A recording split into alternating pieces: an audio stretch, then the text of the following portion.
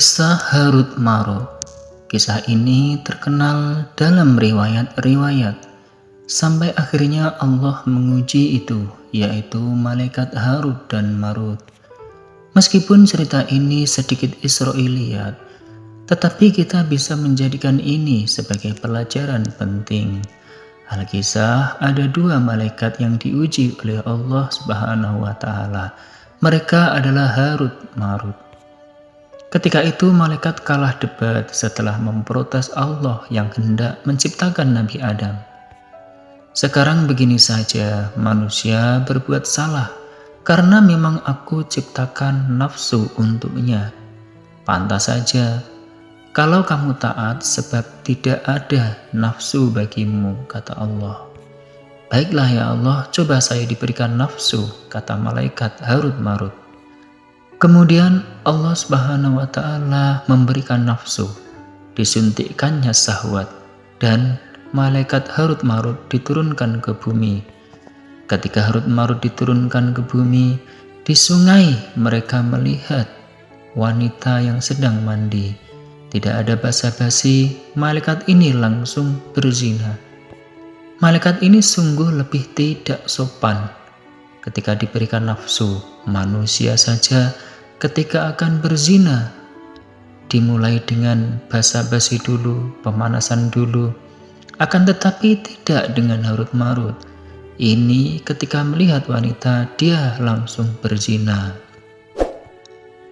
Allah berkata kepada malaikat ini, kamu baik itu karena didesain baik, yaitu tidak punya syahwat. Sumber ini adalah buah dari ngaji bersama guru kita Gus Baha.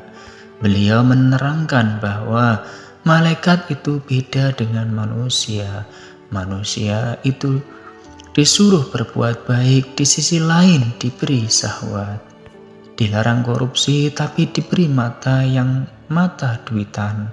Dilarang berzina tapi diberi syahwat jika melihat perempuan. Menurut Imam Qurtubi, yang mendebat Tuhan itu adalah malaikat-malaikat tingkat bawah atau malaikat awam. Jadi cara berpikirnya malaikat awam itu, wong manusia itu sering salah. Kok engkau angkat jadi khalifah? Malaikat hanya sampai di situ cara berpikirnya. Dalam riwayat yang lain ketika malaikat mendebat waktu penciptaan Nabi Adam, Allah tidak langsung menjawab dan hanya menjawab sedikit tetapi mengena, sangat mengena sekali.